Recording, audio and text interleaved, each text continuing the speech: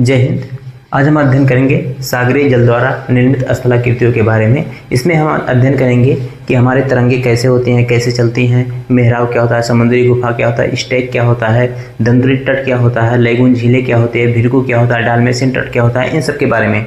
इसके पहले वाले वीडियो में हमने अध्ययन किया था भूमिगत जल द्वारा निर्मित स्थलाकृतियों के बारे में, कि जैसे कास्ट प्रदेश क्या होते हैं, घोलरंध्र क्या होता है, डोलाइन क्या होता है, ई वाला क्या होता है, पोलजे क्या होता है, टेरा रोसा क्या होता है, स्टेलेक्टाइट क्या होता है, स्टेलेगमाइट क्या होता है, कंदरा क्या होता है, टनल्स क्या होते हैं, इन सब के बारे में। तो आज हम अध्ययन करेंगे सागरीय जल द्वारा निर्मित स्थलाकृतियों के बारे में। इसको जानने से पहले हमें ये चीज़ें जान लेनी बड़ी आवश्यक है। जैसे देखिए ये सागरीय जलधाराएँ चलती कैसे हैं। देखिए जो पृथ्वी पानी होता है ना, पनिया के ऊपर जो इसे लहरिया के पनिया घूमती है उसको बोलते हैं तरंग। अब हम बचपन में क्या करते थे, ये कोई गढ़ी, मान लीजिए कोई गड्ढा है, ठीक, इसमें से पानी भरा हुआ है इसे। अब देखिए जब ये पनिया का ऐसे लहर मार के इसे चलती है, ये क्यों चलती है? देखिए इस पर जब हवा आके इसे टकराती है ऐसे खूब तेजी से, तो ये पनिया को इसे उछालते उछालते दूसरी तट पे ले जाती है। तो एक कारण ये हो गया कि समुद्री जो धाराएं होती है उनका निर्माण पवनों द्वारा होता है।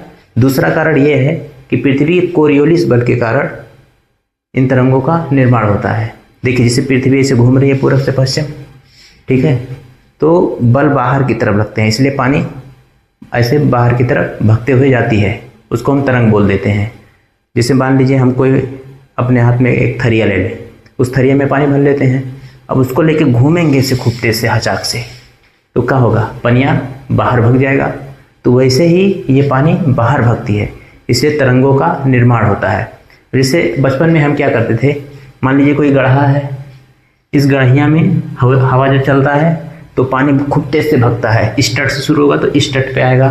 तो हम बचपन में यहाँ पे इसे नाव बना के रख देते थे, इसे नाव बना देते थे, इस पर एक चूटी बैठा देते थे, उस चुटिया को बैठा के ढकेल देते थे नैया, ऐसे पानी से उछाल देते थे, खूब तेज भगता था। अब जैसे गढ़ी में आ गया तो इसको तरंग नहीं बोलेंगे। अब जब ये सागरों में आती है तो इसको बोलते हैं सागरीय तरंग। सागर बहुत बड़ा बड़ा होता है तो इसको बोलने के सागरीय तरंग। अब हम देखते हैं जो सागर होता है उसके तट पे कौन कौन से स्थलाकृतियों का निर्माण होता है, हमें इन्हीं के बारे में पढ़ना है। देखिए यहाँ पे जैसे होगा हमारा तट, ये समुद्री तट हो गया, समुद्री तट बोलेंगे। अब देखिए यहाँ सब मान लीजिए पानी भरा हुआ है, यहाँ पे ऐसे पानी भरा हुआ है। अब ये जैसे ऐसे सागरीय धाराएं ऐसे तरंगे आके ऐसे टकराती हैं इधर से, तो क्या करती है, टकरा के इस तट को काटती रहती हैं। अब कभी कभी क्या होता है कि जब ये टकरा के इसे काट देती है तो ये मटिया को कोप के गिरा देती हैं, इसे कोपिया के काट देती हैं। तो यहाँ पे ऐसे यहाँ पे ऐसे होल बन जाता है। ऐसे मान लीजिए यहाँ पे आके टकरा गई ऐसे, तो इसे होल बना देती है अंदर, ऊपर प्लेन, नीचे से कोपिया के काट देगी, तो इसको बोलेंगे समुद्री गुफा। समुद्री गुफा अगर कोपिया के काट दी, समुद्री गुफा। अब कब क्या होता है, जैसे समुद्री गुफा बन गया, इसको हेल हेल के आर पार कर देगी, यानी ऐसे बना देगी, ऐसे होल, इधर से जाओ इधर से निकल जाओ। अभी क्या यहाँ गुफा बना दी तो इसको समुद्री गुफा। अब इसको हेल के आर पार कर दिया, ऐसे काट दिया, ई पार से ई पार भी काट दिया ऐसे, तो उसको बोलेंगे मेहराब। क्या बोलेंगे? मेहराब। मेहराब। अब क्या होता है कि ऊपर से ये छत टाइप का हो गया, ऊपर से छत बन जाएगा, नीचे पनिया आता जाता रहेगा, होल बना रहेगा यहाँ, यानी कि ये बराबर है, यहाँ पे आओ जाओ कोई दिक्कत नहीं, ये होल बना दिया है आर पार, तो इसको बोलने के मेहराब। कभी कभी क्या होता है कि ये मेहराब ऐसे टूट के गिर जाता है, मान लीजिए ऐसे टूट के गिर गया, तो यही बचेगा, पिल्लरवा बचेगा इसका, ये गिर जाएगा ऐसे, ये पिल्लर बचेगा खाली। जो ये बचेगा इस पिल्लरवा को बोल देंगे स्टैक। क्या बोलेंगे?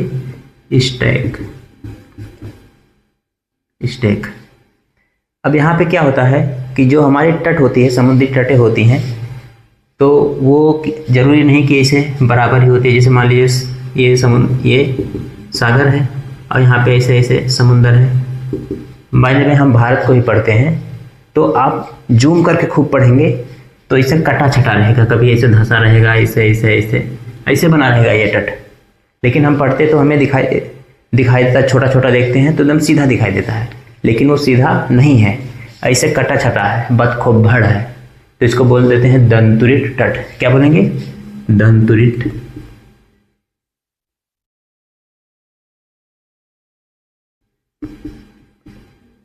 दंतुरित तट। दंतुरित तट हो गया। देखिए जो ये सारा उबड़ खाबड़ बदखोभड़ है, इसको दंतुरित तट बोल देते हैं।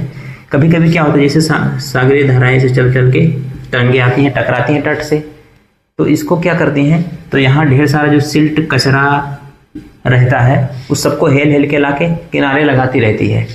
अब कोई कोई क्या रहता है कि कोई ज़मीन में धंस गया है एकदम ऐसे फाड़ के, यहाँ तक समुंदर है, कहीं यहाँ तक है, मतलब ऊबड़ खाबड़ है, बराबर नहीं है, तो इसको ले जाके हेल हेल के समुंदरवा यहाँ पे, यहाँ के सिल्ट कचरा जो एस्चुरी बनती सबको ले जाके साट देती है, हेल हेल के यहाँ से साट देगी, तो इसके रास्ता को अवरुद्ध कर देगी, बंद कर देगी। तो इसको बोलेंगे लैगून झील। लैगून झील, जितने भी लैगून झील होंगे उनका पानी खारा होगा, और जितनी लैगून झीलें होगी वो बनेंगी समुद्र के किनारे, तटों पे ही बनेंगी। यहाँ बीच में थोड़ी मान लीजिए भारत हो गया यहाँ पे, ठीक, इस अंदर थोड़ी ना बनने जाएगा, बनेगा तो किनारे ही यहाँ पे, इसको लैगून झील बोल देते हैं। ये बंदरगाह का भी बहुत बढ़िया काम करती है। अभी मान लीजिए कि हमें सामान का ढुलैया करना है यहाँ पे, तो यहाँ लाना है, भाई मान लीजिए लाना है, तो यहाँ से अगर यहाँ पे आके जहाज़ रुकती है तो हमें यहाँ से लाना पड़ेगा। कभी कभी क्या होता है, ये हेल के इसे अंदर चली जाती है ऐसे, लेकिन ये सागर नहीं बन पाता, तो जहाजिया जो होती है यहाँ पे, यहाँ तक पहुँच जाती है ऐसे, यहाँ तक, तो सामान यहीं से यहाँ पहुँचा लेते हैं, मतलब ज़मीन के अंदर घुस जाती है फाड़ के यहाँ पे। तो ये हमारे लिए बहुत बढ़िया काम हो जाता है। अब यहाँ पे अब देखिए जो समुद्र का तट होता है यहाँ पे, कहीं ऐसे छिछला होगा, पहले से धीरे गहरा होगा, फिर और गहरा होगा, फिर और गहरा होगा, फिर और गहरा होगा। मान लीजिए कि यहाँ पे पहले ऐसे ऐसे ऐसे ऐसे ऐसे होगा, छिछला, ऐसे छिछला होगा, और कहीं कहीं होता है एकदम ऐसे हड़ाहे, ऐसे धंस देगा। मान लीजिए ज़मीन है, ऐसे हड़ाहे धंस देगा, मतलब यहाँ से कूदोगे तो हचाक से नीचे चले जाओगे ऐसे। इसको बोलेंगे भिरगू। क्या बोलेंगे? भिरगू। अब देखिए अगर खड़ा ढाल है एकदम से तो भिरगू। अब ऐसे धीरे धीरे ऐसे थोड़ा थोड़ा गहरा ऐसे धीरे धीरे ढाल है, और यहाँ पे ऐसे, ये मान लीजिए हमारा समतल भूमि है, यहाँ पे मान लीजिए इसे बालू और बजरी सब जमा हुआ है, और यहाँ से अपना सागर स्टार्ट होता है, यहाँ से सागर स्टार्ट होता है। ये हो गया सागर, और ये हो गया तट,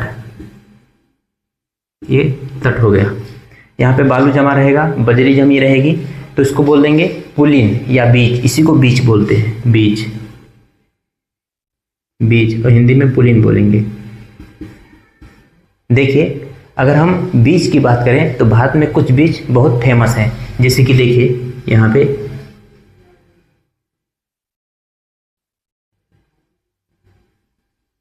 ये हो गया भारत में ये पड़ता है मुंबई में जुहू बीच,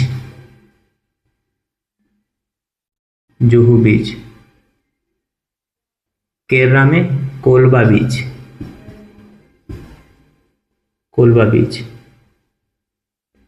केरल में कोलम बीच, विशाखापट्टनम में विशाखापट्टनम बीच,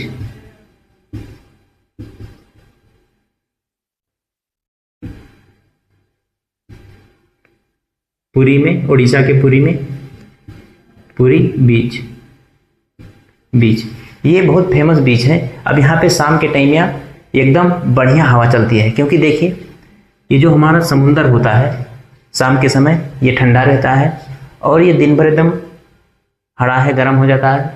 ये जो भूमि रहती है तो हवाएं क्या क्या होती है कि इस गर्म जगह को घेरने के लिए, तो इधर भारी हवाएं है, इधर गर्म हो गई हवाएं, तो यहाँ से हवाएं अंदर की तरफ ऐसे चलती हैं ऐसे उस गर्म स्थान को भरने के लिए। तो यहाँ पे शाम के टाइम बड़ा बढ़िया हवा चलता है, एकदम कूलर से भी मस्त ठंड ठंड है एकदम। तो शाम को यहाँ पे लोग घूमने जाते हैं बीच पे, उसी में घूमेंगे, जहाज पे बैठ के बढ़िया चलेंगे, नाव पे एकदम उड़ा उड़ा के इसे। और उसके बाद में यहाँ पे लड़कियाँ सब आएगी आधा आधा कपड़ा पहन के, वहाँ इसे देखेगी, सबको दिखाएगी। कोनो कोनो तो इतना ढीठ रहती है, आधा पहन के आएगी वहाँ पे और वहाँ सब ताड़ती रहेगी ऐसे। कोनो आएगी वहीं पे अपना थुथुर निकाल के फोनवा में ऐसे सेल्फी लेगी, ऐसे ऐसे 2 उंगली करेगी। और कोनो कोनो आएगी वहीं पे मेकअप करेगी, मतलब दिखाएगी उसको कि देखो मेरे को कोनो देख तो नहीं रहा है। आएगी और ये जो उठा उठा है ये 2 धड़वा, उस पर गुलाबी पेंट करेगी वहीं बैठ के। अई अखिया जो है बंद करो, यहाँ गुलाबी कर लेगी, उसके बाद में बंद करेगी तो गायब हो जाएगा, खोलेगी तो गुलाबी दिखेगा। उसके बाद में यहाँ काला काला लगा लेगी करीखा, उसके बाद में इस पे काला काला करीखा पोत लेगी, एकदम डाइन बन जाएगी। और देखेगी इसे, देखने वाला लड़कवा भी डर जाएगा उसको।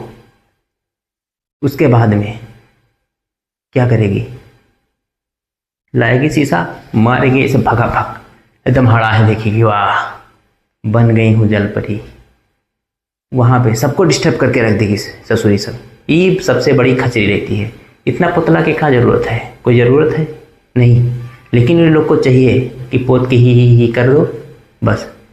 कोनो कोनो इतना पोत ले कि दतवा में लग जाता है, तो दतवा समझ में नहीं आता कि उज्जर है कि लाल है, ये भी नहीं समझ में आएगा। और दतोई ने एक भी दिन नहीं करेगी, बांस मारेगा पूरा, दधकेगा। ये लोग का अलग ही दुनिया में रहती है। ये लोग पता नहीं इस लोग का दिमाग कहाँ रहता है। ये लोग अंटे संटे बात करती रहती है। तो उधर एक देखेगी, मेरे को देख तो नहीं रहा कोई, उधर अलग भाव रहेगा इसका, अपने आप को जलपरी समझती है सब। तो इतना आपको समझ में आ गया होगा। देखिए एक होता है हाइफा तट। हाइफा देखिए इजराइल में एक फेमस जगह है, हाइफा शहर है। तो और एक हाइफा तट भी होता है। हाइफा तट में क्या होगा, देखिए यहाँ पे अगर समतल भूमि है ऐसे, तो थोड़ी दूर जाके ऐसे तट रहेगा, उसके बाद और गहराई में जाके यहाँ से समुंदर चालू होगा, यहाँ से सागर चालू होगा, तो उसे बोलेंगे हाइफा तट। हाइफा तट। एक होता है हमारा डालमेशियन तट। क्या होता है, डालमेशियन तट। डालमेशियन तट में क्या होता है कि अगर समुंदर के अंदर ढेर सारा ऐसे पहाड़ है, ऐसे ढेर सारा ऐसे पहाड़ है और वो पहाड़वा ऐसे पानी में डूब जाता है, तो उसके तट को जो बोलेंगे, ऐसे मान लीजिए तट है, ये हमारी भूमि है समतल, यहाँ पे मान लीजिए पनिया भरा है, ये सब पहाड़वा के बीच में पानी भर गया है, तो ये थोड़ा थोड़ा डूब जाएगा पूरा, जो इसके तट को बोलेंगे डालमेशियन तट। डालमेशियन तट। तो मुझे उम्मीद है ये सारी चीज़ें आपको बहुत अच्छे से समझ में आई होंगी।